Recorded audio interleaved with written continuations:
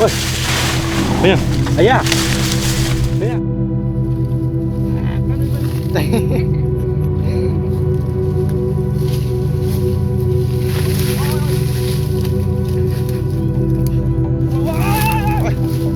Kira, takut.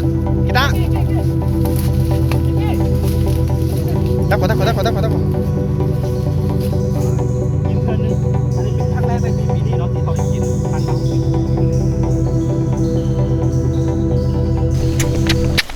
โอ้บาดโอ้ยเป็นยังไอ้ย่าเป็นยัง นี่มันยังกัดเนี่ย อะไรชั่วคือ Dia ni cikgu jangan. อะไรชั่ว นี่ตัวมันยังกัดนี่มันยังกัด มันไม่ใช่เข้าไปในหูนี่ใช่มันบนโอ้ Ada. นี่ Ada. ดูจังมาโอเคนี่บ่ Aku punya mi kau jangan tu. Aku punya mi kau jangan berada. ไม่ได้ยินมันแรง แล้วจะเป็นตัวอ้นแล้วมันนูวายเห็นป่ะเมื่อกี้มันกัดกี้แล้วก็มันเมื่อกี้อยู่นี่บ่ถ้าใหญ่บอสเบอร์เขาเก็บดอกไม้เอาเก็บบ่ฟอเก็บดอกไม้เขาสิลองตัวนี้ก่อนตัวนี้เพราะมันกัดกี้กี้ขึ้นไหม กี้ขุดมาขุดมามาเอาไป ไปเมื่อกี้ขุดไป ลองขุดเบิ่งกันเน้นตัวอย่างแท้โอ้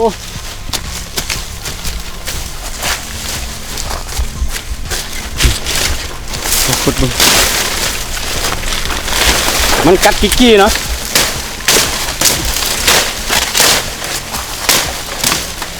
นี่อะไร Aku pion enggak cuma bukan. Nuzi bela je kami ni mi kau aja. น่าจะเป็น ก็ปล่อยไปเมื่อนี้ ว่ามันกำลังดมมันหูมันอยู่ละกันนั่นเท่านั้นคิดจับอยู่นะ ตาบ่มีไม้โอเคบ่แน่ใจว่ามันมีตัวมันอยู่ข้างในของหูนี่เนาะเมื่อกี้มันกัดกี้นะเข้าไปเลยเอาสิลองขุดเบิ่งกี้มาเอากี้มามาพี่กี้มาพี่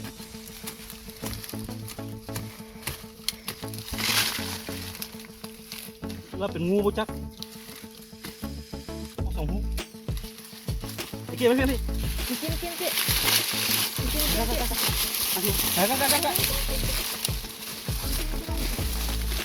มันบ่ออกบางทีมันก็ออกบางทีมันก็บ่ออกเนาะเมื่อกี้ได้ยินเสียงมันกัดกี้นะเรื่องนู่นไปน้ำกัน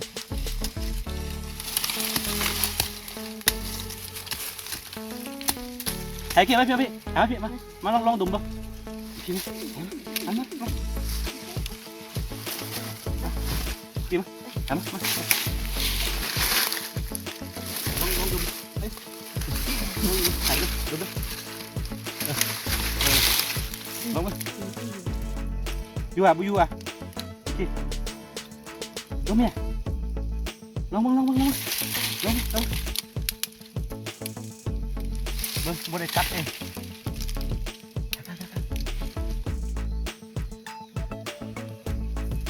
มาออกเลยออกก่อน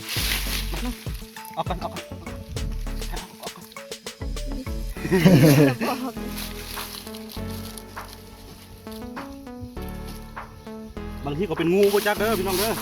เป็นงูหรือว่าเป็นหนูหรือว่าตัวอ้น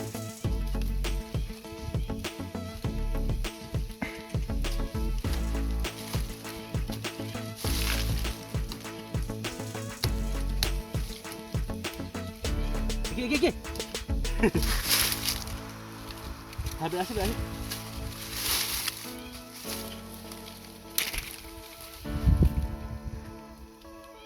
อยู่บ่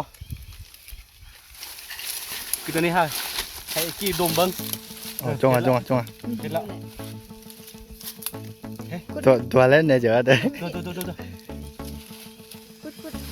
ขุดอีกขุด Kita. Mau. เอา ตาเอามา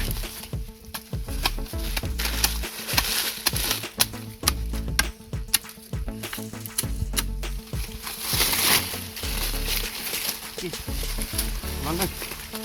เลยคิดเลย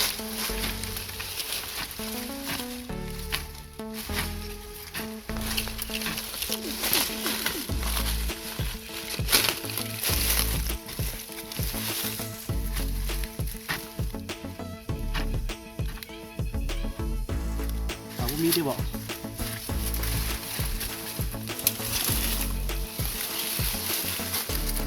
เมื่อกี้มีอ่ะบุมีอ่ะ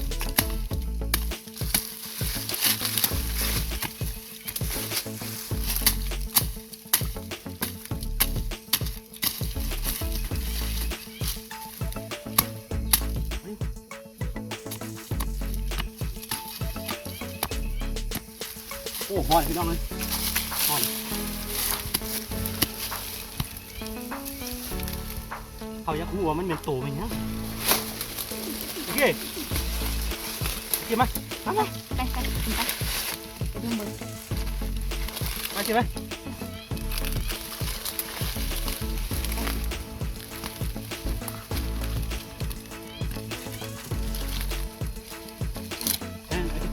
โอเคมาพี่ดมกี่ดม ดูมือ ดมมา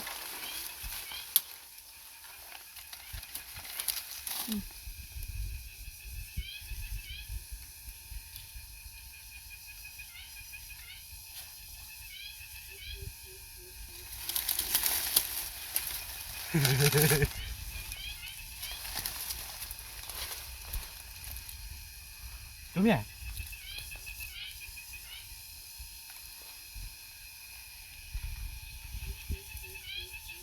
อยู่ไอ้กี่นี่ก็นี่ก็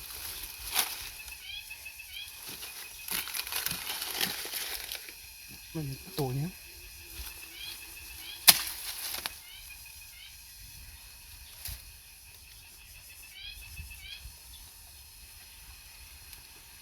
นี่หู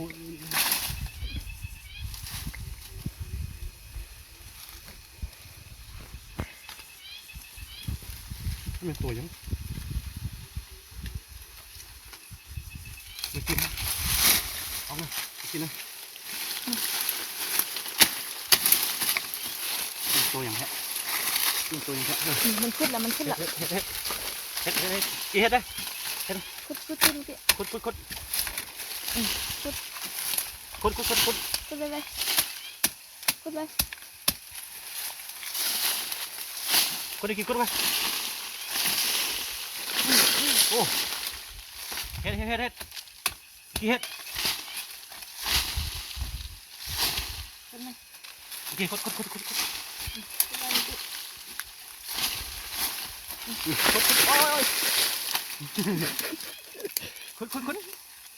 โอเคคุดไปโอเคคุดไปโอเคคุด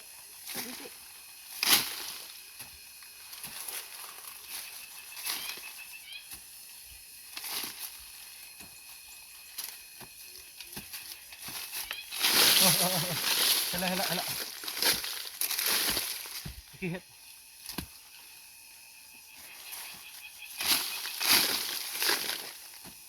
ช่วยกันนี่นั่นพี่ เฮ็ด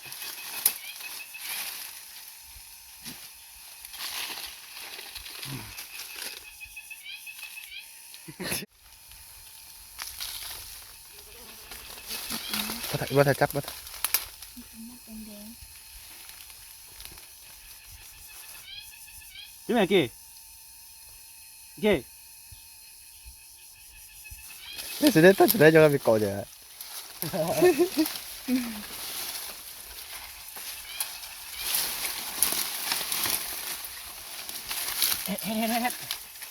ฮ็ด โอ้โอ้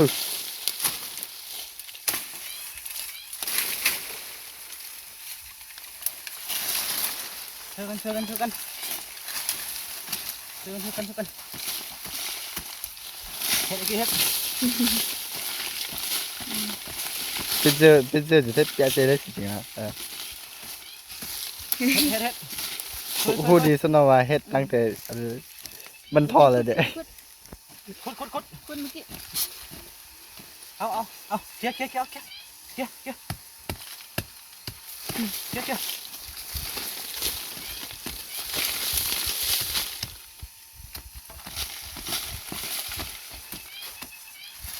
ีกเฮ็ด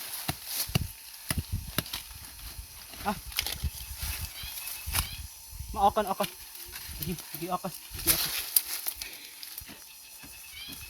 ลุนเด้อตะกองเด้อลุน อุ้ย สังเกตได้หนึ่งเด้อ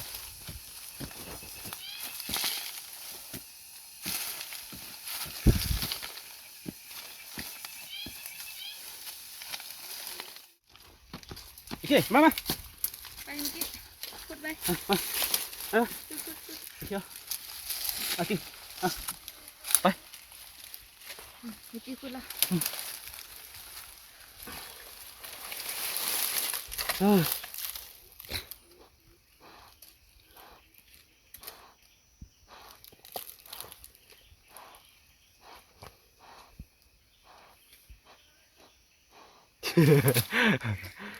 Sabodo le jangan tu. อันนี้นี่อีกทีนี้กี่ช่วยมา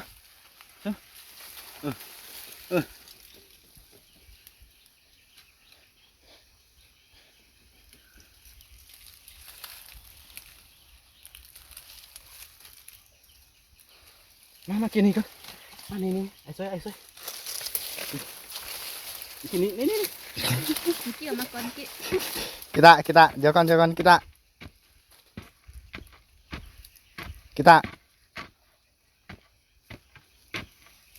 Kita. เมื่อกี้เดี๋ยวก่อน Kita, mani kon. แป๊บนึง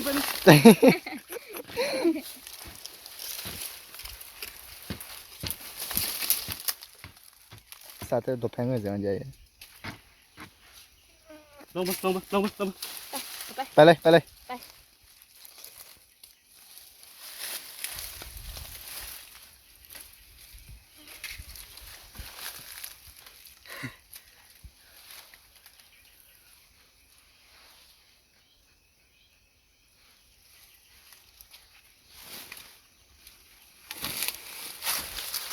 ขุด ไปดูกับเพชรไม่เห็นอันนี้นะ เมื่อกี้มา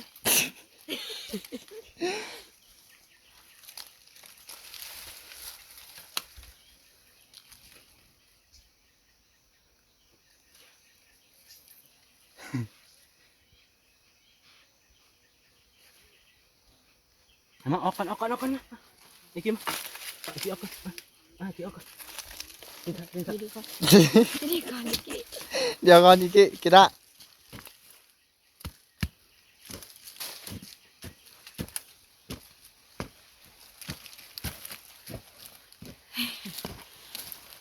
แป๊บนึง เมื่อกี้ โอ้ย ดีเด้อ ใจดีตกใจฮะ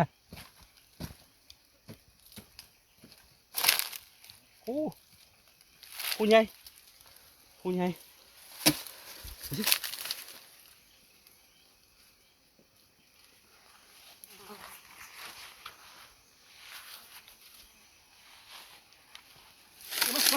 Kita.ไป ลงมาลงเบิ้ง มี เอ๊ะ พี่ตาไป ดูเลย ไปkita. ได้กินก็แล้วเมื่อกี้ได้แค่ยัง มากินมาสมมติว่าสมติก็มันถูกเลย ไปเมื่อกี้ไปเขาไปดมเบิ้ง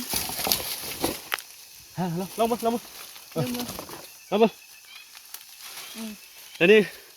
เกียมตัวนี้ให้อันไอ้กี้นี่ลองดมเบิ้งมันเป็นตัวยังไอ้กี้อยู่บ่อยู่ไอ้กี้ฮะไม่กี้ออกก่อน มันไม่กินกินั่น ไอ้เฮ็ดเอามา กินเอา เอา มา มาเอาก่อน กีตาร์เอาไป มากิน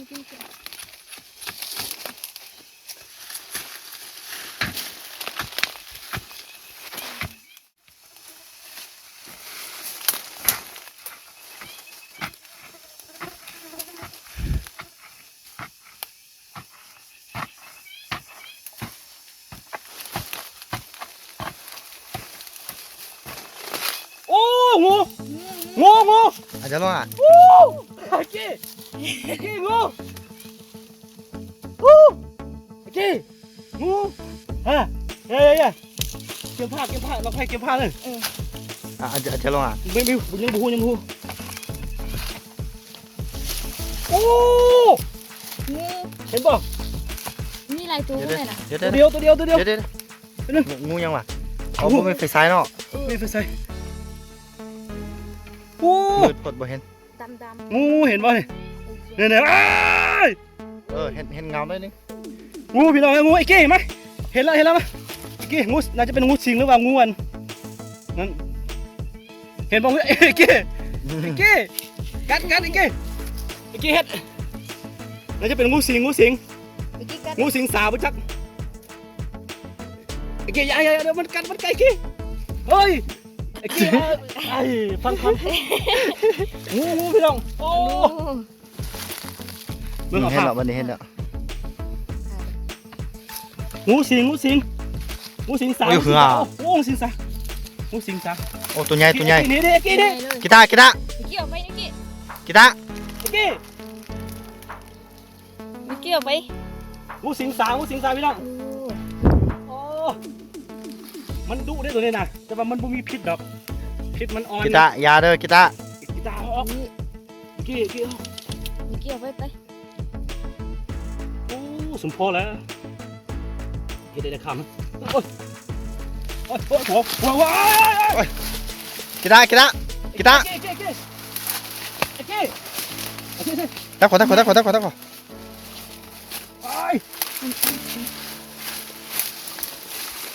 ไอ้กี้อย่าเข้าไปเข้าไปไอ้กี้เข้าไปโอ้สิงสาพี่น้อง โอ้ ไอ้กี้เข้า เมื่อกี้ไปถ่ายไปเมื่อกี้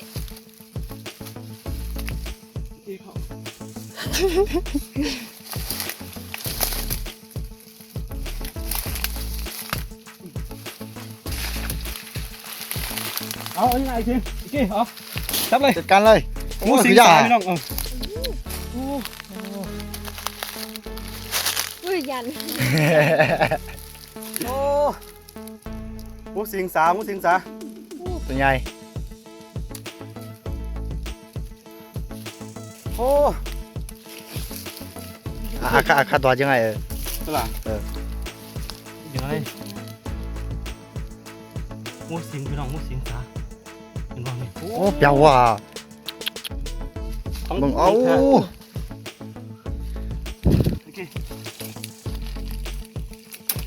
เอาโอเค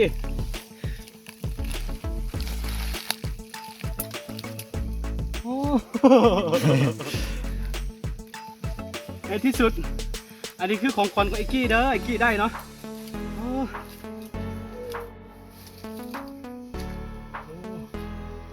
อันนี้คือของฟักของไอ้กี้เด้ออันนี้เอาไปต้มใส่ส้มพี่น้องไอ้สุดยอดเนาะปีหนึ่งกินเทื่อนึงอันนี้เป็นครั้งแรกเลยที่ปีนี้เนาะที่เขาได้กินพันมาหัวเคยกินนั่นแหละงูสิงสาเขาเรียกว่างูสิงสาด้วยป่ะพี่น้องฟังไทยเอิ้นว่างูมีอย่างก่อนงูบักเผาบ่งูบักเผานี่แหละไม่แน่ใจเนาะแต่ว่าบ้านเขาเอิ้นว่างูสิงสานี่ค่อนข้างดุเนาะตัวนี้ดุสุดๆเลยแหละแต่ว่ามันบ่มีพิษอีกกี่มาค่อยๆอีกกี่ค่อยๆ เมื่อกี้ยัน เก่งนี่ว่า เก่งโอเคนี่อาหารของเขาพี่น้องเอ้ยเป็นของฟักของไอ้กี้เนาะไอ้กี้ได้เนาะโอเคทุกคนอันนี้ก็จะเป็นคลิปการหาอยู่หากินเนาะวิธีแบบบ้านๆเนาะนี่คือเมื่อกี้ที่จริงเขามาเก็บดอกไม้แต่ว่าไอ้กี้มันได้ยินเสียงไอ้กี้ห้องแล้วก็เขาแล้วมาเบิ้งเนาะเห็นหูปรากฏว่าเจ้าตัวนี้เนาะงูถังมะพร้าวหรือว่า งูสิงสาอายุนี่เนาะคือข่อยมักไว้ว่าข่อยมักย่ำตลอดเนาะเรื่องกันอยู่ภูอยู่ป่าอยู่ดอยแบบนี้เนาะวิธีชีวิตของเฮาก็มันจะแตกต่างจากหมู่ไปนิดนึงอยู่แล้วเนาะเรื่องกันหาอยู่หากินแบบนี้เฮาก็สิปฏิเสธบ่ได้เลยว่าเฮาสิบ่กินมันนะบางสิ่งบางอย่างเฮาก็กินคืองูแบบนี้เนาะเฮาก็กินเนาะบางครั้งโดนๆก็กินบ่เป็นสังงูเนาะหวังว่าสิเข้าใจกันโอเคทุกคนเอาน้องไผ่เจ้า โอเคถ้าใครมักคลิปแบบนี้ก็อย่าลืมเนาะกดไลค์กดติดตามซองอาคาน้อยไว้เนาะเวลาลงคลิปเราจะได้เห็นเนาะโอเคเนาะเจอกันในคลิปหน้าทุกคนบูฮู้ว่าตัวนี้เขาสิลงเขาสิไปเฮ็ดเมนูคือกันแต่ว่าบางที่ก็สิลงซองอาม่าพี่ของน้องไผ่เด้เนาะบ่แน่ใจคือกันเนาะคิดว่าติดตามต่อไปเนาะสบายดีเอ้กี้บ๊ายบาย บ๊ายบาย กระ